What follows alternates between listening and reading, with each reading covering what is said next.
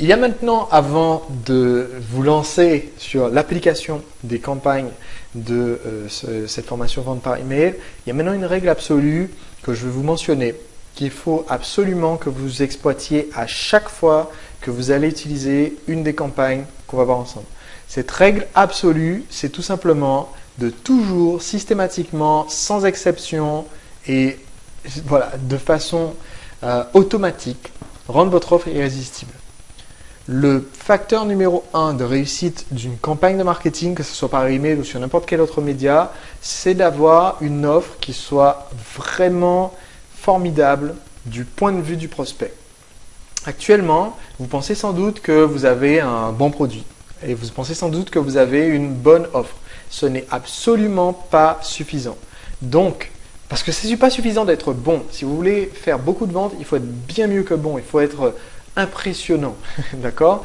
Et je veux que vos campagnes soient extrêmement efficaces pour vous en termes de retour, en termes de bénéfices pour votre activité. Donc, ce que je souhaite que vous fassiez de façon systématique par la suite, et ça sera le cas pour toutes les campagnes qu'on va exécuter grâce à ce cours vente par email, c'est que vous fassiez une offre qui soit meilleure que ce que vous faites actuellement. Okay? Si vous exécutez les campagnes avec l'offre que vous avez actuellement sur votre site ou dans les campagnes que vous avez faites auparavant, ça marchera, mais ça marchera moins bien que si vous vous arrangez pour rendre le rapport valeur-prix encore plus intéressant que maintenant. Okay? Ce qui rend une offre irrésistible,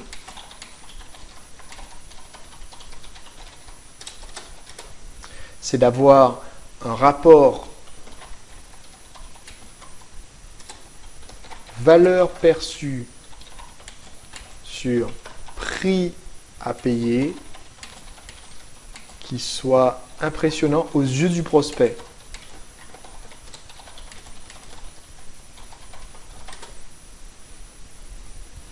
Et donc, à l'heure actuelle, on va partir du principe qu'à l'heure actuelle, votre valeur perçue par rapport à prix à payer, votre rapport est de 1.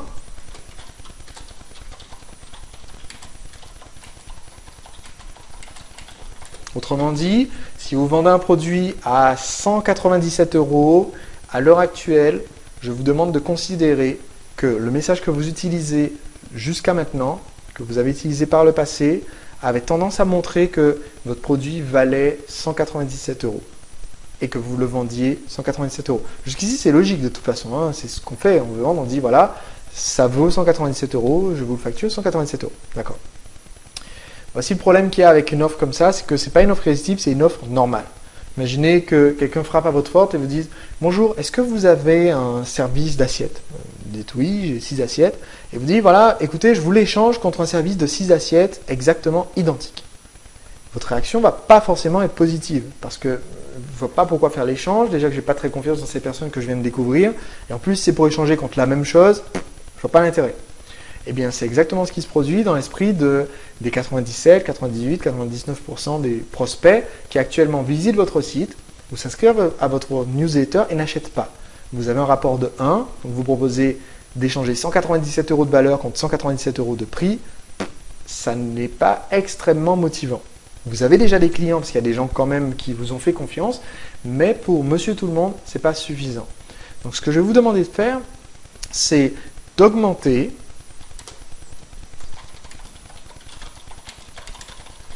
pour exécuter les campagnes de la formation vente par email, je vais vous demander d'augmenter ce rapport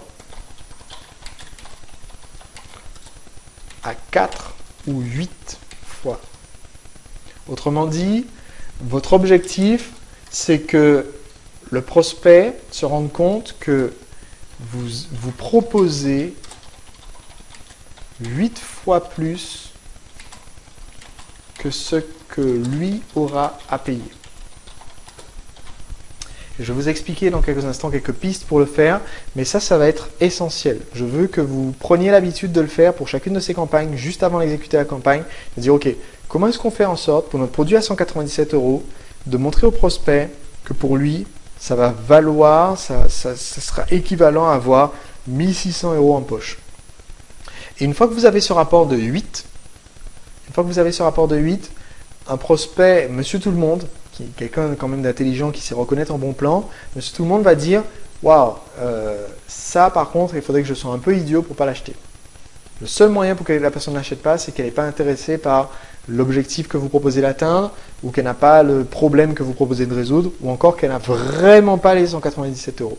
Mais si vous proposez ce rapport de valeur par rapport au prix, vous allez être instantanément plus convaincant et vos campagnes vont rouler facilement, impeccablement. Voilà, vous aurez une machine bien huilée. Okay. Donc, comment booster votre valeur perçue? Premièrement, vous allez systématiquement dérouler tout votre artillerie. Ce que j'appelle par dérouler toute votre artillerie, c'est montrer au prospect tout ce qu'il va avoir dans le produit. Vous allez décrire au prospect tout ce qu'il va recevoir. Et vous allez faire ça en utilisant des listes de plus promesses. Les plus promesses, c'est les fameuses énumérations. Dans ce produit, vous allez recevoir la méthode qui permet de ceci, les 3 étapes pour ceci, le ceci, le cela. Et ça, on peut le faire aussi pour un produit physique.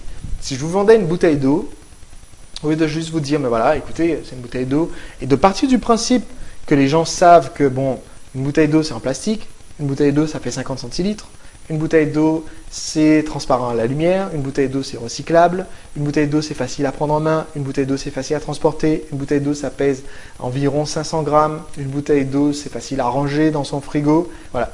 Je pars du principe souvent que les gens savent tout ça. Eh bien, vous n'allez pas partir de ce principe.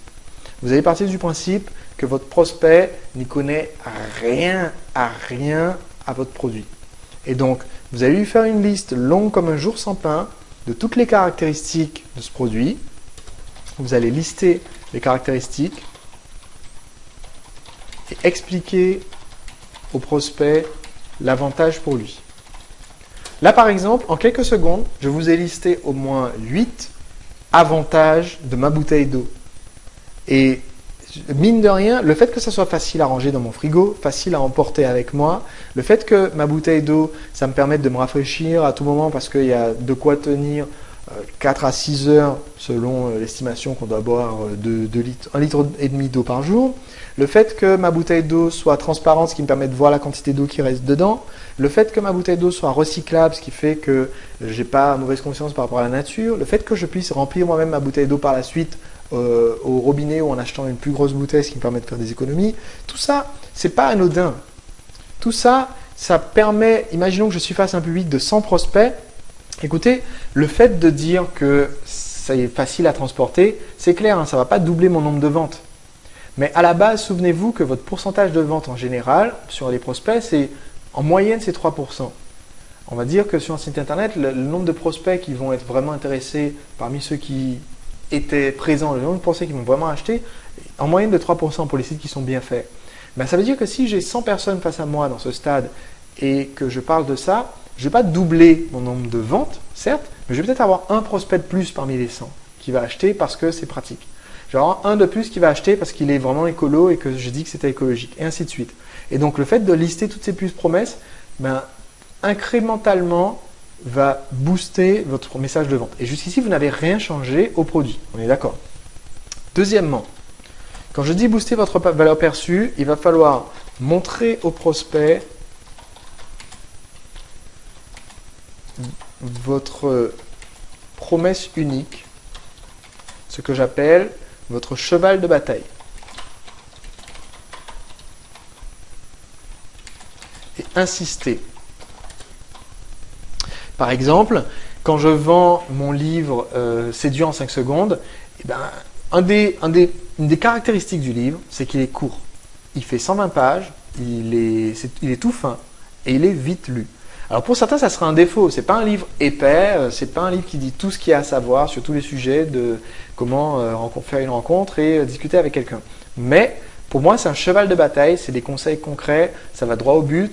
On l'a vite lu, comme ça on est vite en mesure de l'appliquer, de faire des rencontres. Vous le lisez à la pause de midi, à 14h, vous êtes prêt à à aller aborder votre jolie collègue et à démarrer une conversation avec elle. Donc ça, c'est mon cheval de bataille. Ça, je vais le répéter.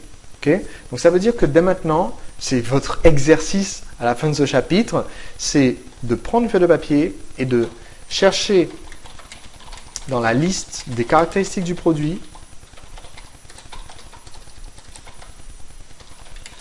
celles qui le distinguent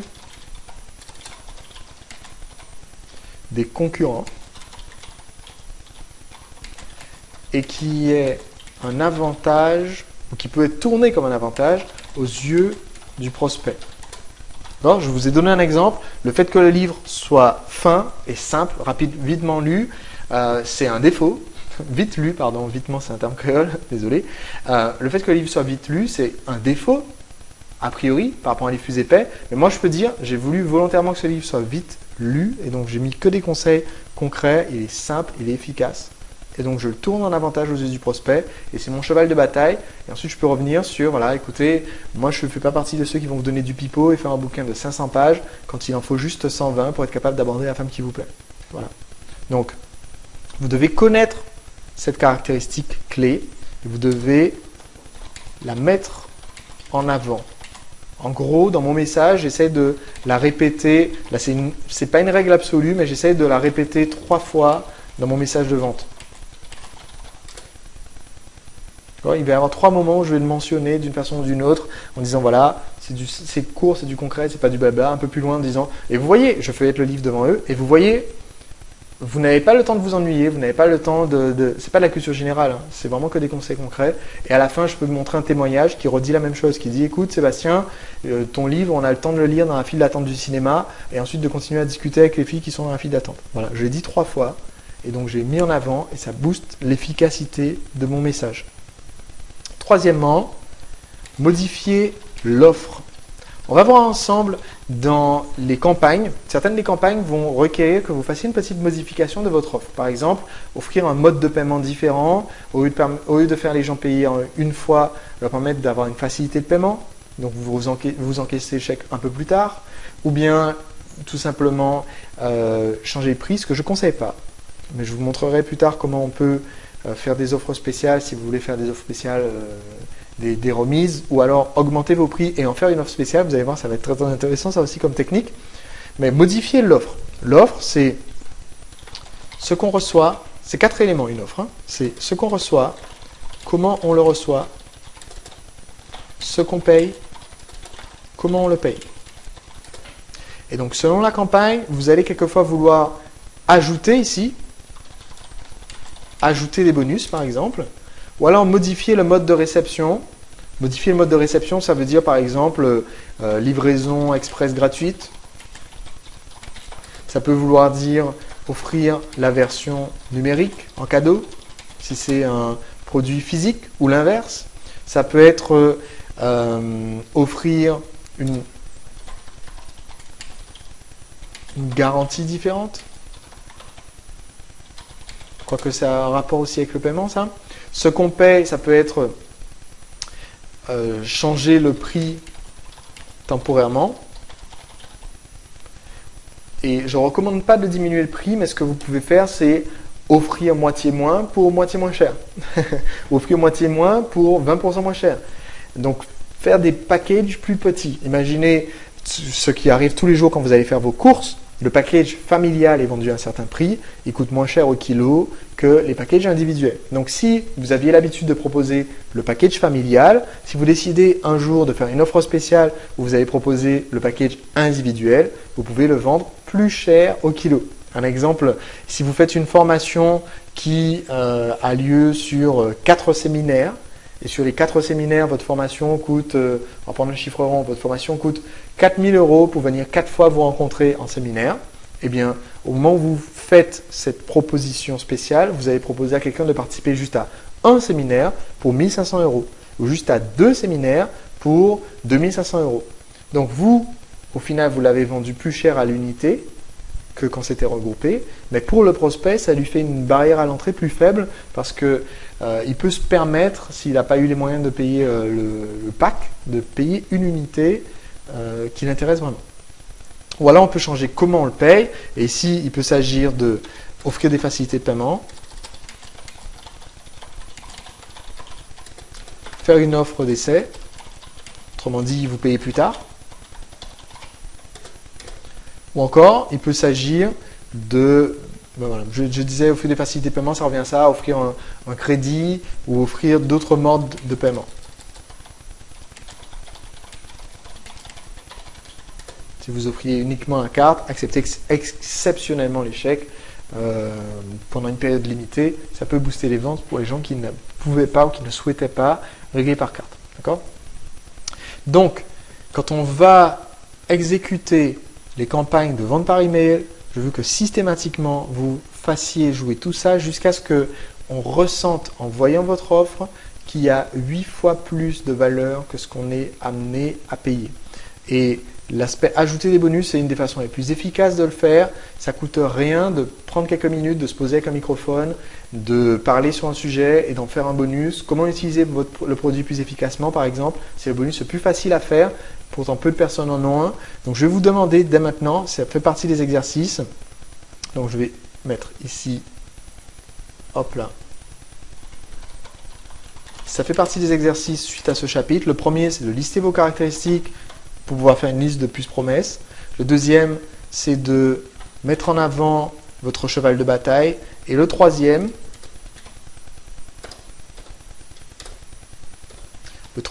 exercice, ça va être de... Hop là, voilà. Le troisième exercice, ça va être de concevoir un bonus. Comment tirer parti au maximum de... Et là, vous mettez votre produit. Vous faites ça, ça vous prendra au maximum une demi-heure, 45 minutes de faire ça en audio. Si vous voulez vraiment si vous voulez vraiment impressionner, vous pouvez le faire en vidéo.